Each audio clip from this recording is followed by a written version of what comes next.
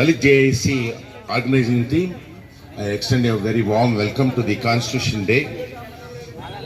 And we have with us the Honorable Rector, Professor Pulipati Kingaru, and all the principals of constituent colleges. In a few moments from now, the Honorable MLA, Sri and former Minister of Government of Combined State of Andhra Pradesh, Sri Kondru Murali Mohan Garu, the chief guest.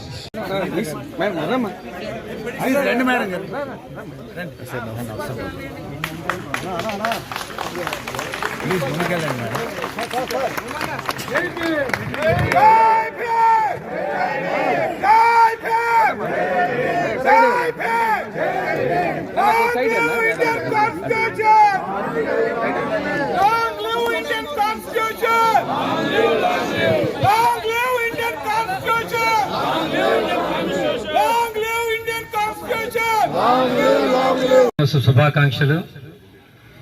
పెద్దలు ఇక్కడ ఉన్న professors కానీ లేకపోతే teaching staff, non teaching staff, అలాగే విద్యార్థులు అందరికి కూడా నా శుభాకాంక్షలు.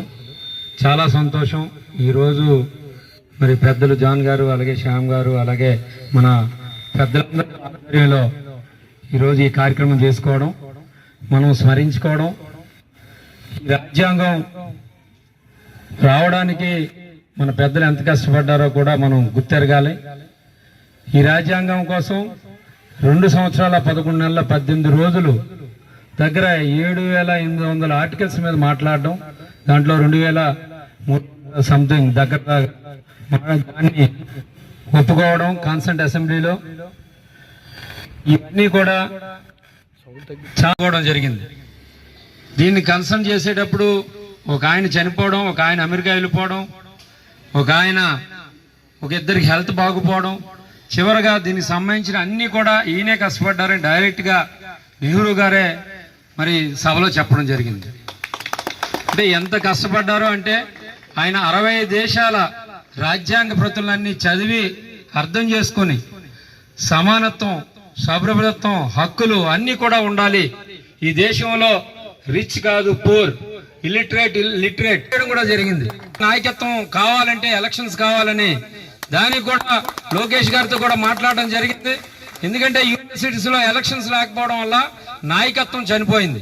తద్వారానే కొత్త యువతరంలో మరి నాయకత్వం వహించాలి, అసెంబ్లీకి వెళ్ళాలి, పార్లమెంట్ వెళ్ళాలనే కోరిక కూడా లేదు. ఈరోజు మనం ఢిల్లీలో చూసుకుంటే JNU కానీ ఢిల్లీ యూనివర్సిటీలో ఎలక్షన్స్ వల్ల ప్రతి ఎలక్షన్స్ లో ఒక MP MLA రావడం జరుగుతుంది.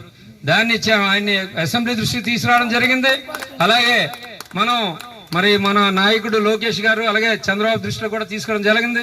దానికి మీ వంతుగా కూడా ఇక్కడున్న ప్రొఫెసర్స్ కూడా లెటర్స్ రాయాలి. ఎందుకంటే మనం నాయకత్వం చనిపోయిన తర్వాత ఏమి సాధించలేం. అందుకోసం దాన్ని మీరు కూడా కృషి చేయాలని, అలాగే యూనివర్సిటీ సంబంధించిన ఎలాంటి అభివృద్ధి కార్యక్రమాలైనా పాల్గొనడానికి లేకపోతే తేవడానికి అన్ని విధాలా సహకరిస్తానని సందర్భంగా తెలియజేసుకుంటూ మీ అందరికీ సెలవు తీసుకున్న జై భీమ్. పార్లమెంట్ కి రాష్ట్రపతికి అందజేసి తదుపరి 1950 జనవరి 26న భారత రాజ్యాంగం భారతదేశంలో అమలు చేయడానికి శతవిధాలా కృషి చేసినటువంటి మహోన్నతుడు భారతరత్న డాక్టర్ బాబాసాహెబ్ అంబేద్కర్ గారు, వారు చేసినటువంటి త్యాగ ఫలితం ఈనాడు దేశంలో కానీ ప్రపంచంలో కానీ లిఖితపూర్వకమైనటువంటి రాజ్యాంగం ఈ భారతదేశంలో ఉన్నటువంటి ప్రజానికి కాకుండా ప్రపంచంలో ఎక్కడైనా కానీ రాజకీయ సంక్షోభం ఏర్పడితే ఏ దేశవాసులైనా సరే భారతదేశం యొక్క రాజ్యాంగాన్ని రిఫరెన్స్ గా తీసుకునేటువంటి ఒక మహోన్నతమైనటువంటి లిఖితపూరిత రాజ్యాంగాన్ని మహనీయుడు భారతరత్న డాక్టర్ బాబాసాహెబ్ గారు ఇచ్చినటువంటి స్ఫూర్తిని గుర్తు చేసుకుంటూ ఈనాడు ఆంధ్ర విశ్వ కళా పరిషత్తులు పెద్దలు ఆచార్య జాన్ గారు, ముఖ్య అతిథి శ్రీ ప్రొఫెసర్ MVR రాజు గారు,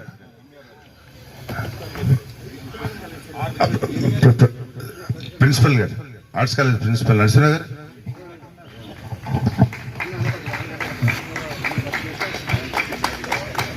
ముందుగా అందరికీ కూడా ఈ రాజ్యాంగ దినోత్సవ శుభాకాంక్షలు తెలియజేసుకుంటున్నాను. ఇక్కడికి ముఖ్య అతిథిగా విచ్చేసిన కొండ్రు మురళి గారికి, నా తోటి ఉపాధ్యాయులకి, పరిశోధకులకి, విద్యార్థులకి, press and electronic media and other invitees అందరికీ కూడా శుభోదయం. మన భారత రాజ్యాంగం అంత గొప్ప రాజ్యాంగం ప్రపంచంలో ఎక్కడా కూడా లేదు. భారతదేశం ఇవాళ డెమోక్రటిక్ దేశంగా వర్ధిల్లుతాంది అంటే మన రాజ్యాంగ స్ఫూర్తి. ఆ రోజుల్లో అంబేద్కర్ గారు బౌద్ధ జన చైతన్య ప్రపంచవ్యాప్తంగా ఉన్న వ్యవస్థని దృష్టిలో పెట్టుకుని మన రాజ్యాంగాన్ని నిర్మాణం చేయడం జరిగింది. ఈ యొక్క బౌద్ధ సంహిత ప్రపంచవ్యాప్త జనచైతన్య విధానం అంటే కుల మత రహిత వర్ణ వేధాలు లేకుండా అందరూ కూడా సమానత్వంతో సంపద పంపిణీతోటి అందరూ కూడా సమానత్వం సాధించాలి, ప్రజాస్వామ్యం వర్ధిల్లాలి, ప్రజాస్వామ్యం నిరంతరాయంగా నిలబడాలి, ప్రజలందరూ కూడా సమానత్వంతో వర్ధిల్లాలి అని ఒక దూరదృష్టితోటి ఈ రాజ్యాంగాన్ని ఆయన నిర్మించడం జరిగింది. ఇవాళ ప్రపంచంలో భారతదేశం అంత గొప్ప ఈ డెమోక్రటిక్ ప్రజాస్వామ్య దేశం ఇంకెక్కడా లేదు అనేది నిర్ధారణ జరిగింది.